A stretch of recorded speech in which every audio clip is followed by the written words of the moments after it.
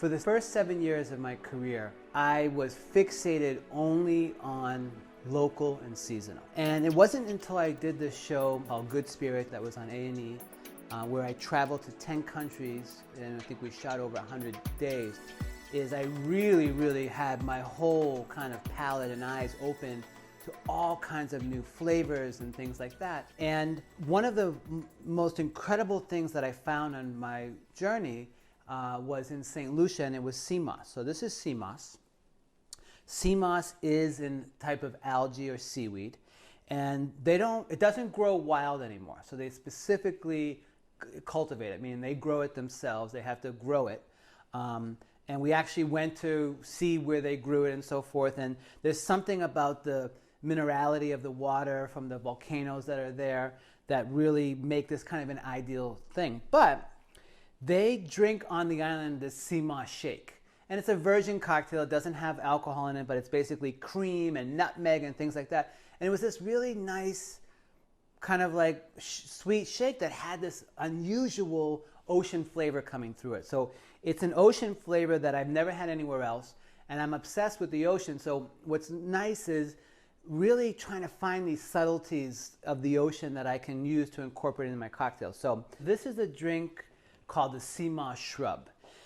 And the first thing we have to do is we've got to get that sea moss into the alcohol. So when I was in St. Lucia, they have a really great rum distillery there, and I found ways of and I'll show you also on another section of how to kind of fast infuse something. But we're going to do the old-fashioned way, which is one of my favorite ways, mostly because I love having all the jars around. But the basic formula for most of my infusions is you take any jar, and whatever the size jar is, you fill it 3/4 of the way with the ingredients. So this is sea moss. And then I just couldn't wait to get back here because I did this with tequila. I figured tequila, mezcal, there's a brine to that would marry really well with this, and that's why we've got that. So we've got that, and then we're going to build this, okay? So I'm going to take a little bit of fresh cucumber. You can do anywhere between 2 and 3 slices depending on what kind of cucumber. They're about an eighth of an inch thick. And then we're going to use this. This is called mint licorice or licorice mint. But you know what? If you have mint or any other kind of herb, that's fine too. We're going to do 3/4 ounce of fresh lime juice.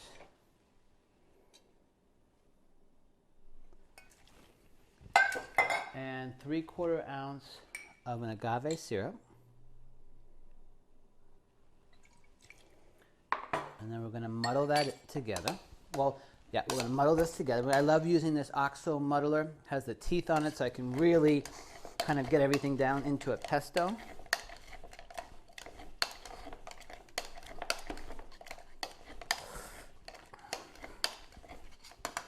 And then one of the key ingredients to this that kind of just makes it interesting is I got a white balsamic vinegar, and I roasted poblano peppers and soaked them in the balsamic. Now, I use the poblanos as an appetizer that I like to serve, but what I found was there was so much flavor that was infused into the balsamic that I actually used the balsamic in a cocktail. So this is a poblano pepper.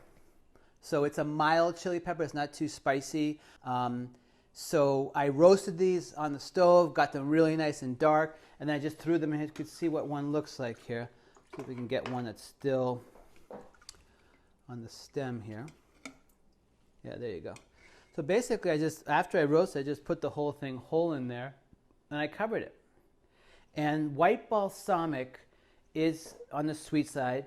A true balsamic has to be aged for 12 years, and most of them still do come from Modena, which is the northern city in Italy. This is made from white wine and also in basically an unripened grape must. Grape must is basically a grape juice that has everything in it, the seeds, the skins, everything. And they make a balsamic and they age it. This one is actually from California. It's a really wonderful one. But the point of that is because the peppers have been sitting in there, it takes a little bit of the sweetness away. So I can get away with by putting a whole ounce of this into the cocktail. So we're going to put 1 ounce of the balsamic right in there. And then we're going to do 2 ounces of the sea moss infused tequila.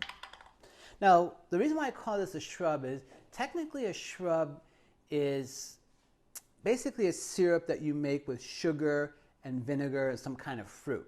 So this already has the vinegar. I'm already adding agave. It's almost like, I don't want to say a deconstructed shrub, but it has elements of that. We've got the flavors in there. I've added a sweetener. So this technically is not a shrub on its own, but the vinegar kind of makes it shrub-like. And it does add a lot of that great flavor.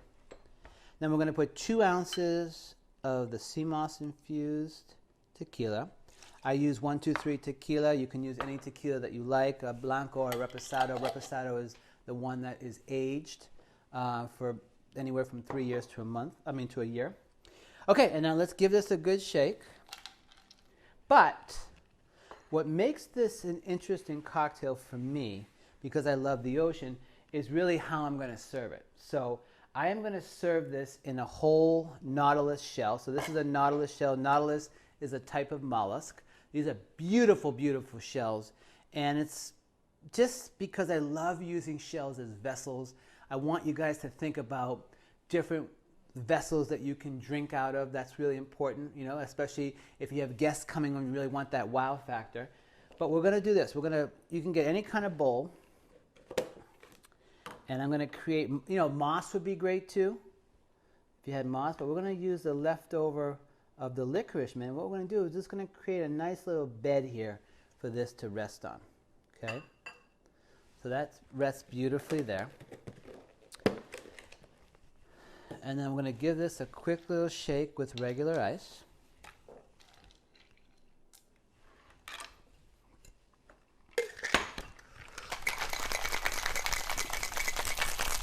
Now let's just let that sit to the side for a second.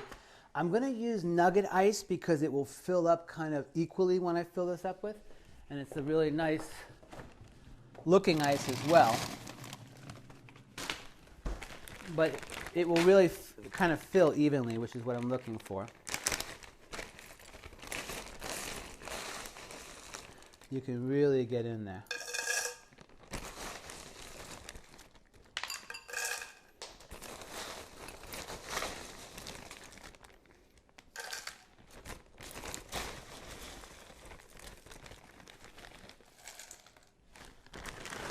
And then what we are going to double strain this, so we're going to use a tea strainer, and we are going to double strain it. Over here, get that in there. We're getting all those particles out.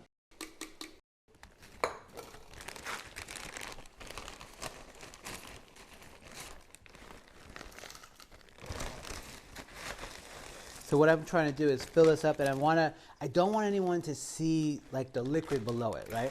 So it's all about, you've got the ice here coming up, and it's almost like you've got water coming out of it in a way.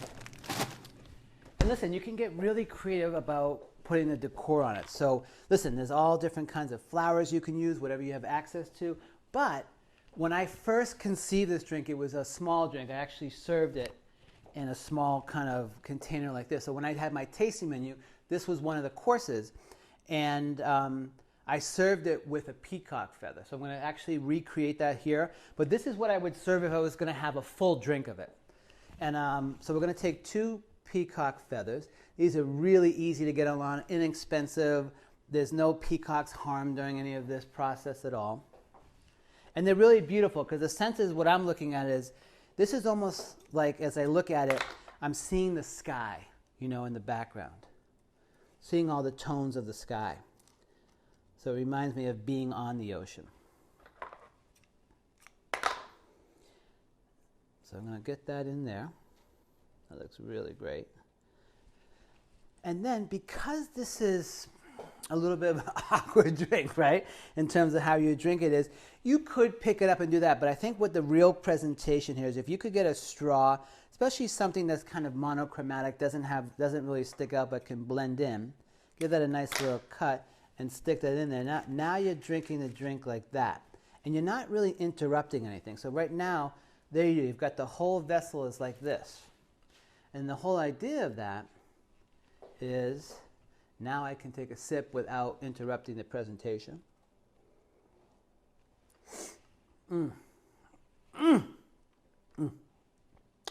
Tequila is great with that. I love tasting that ocean up front. It's a whole different kind of ocean with a really nice salt content in that.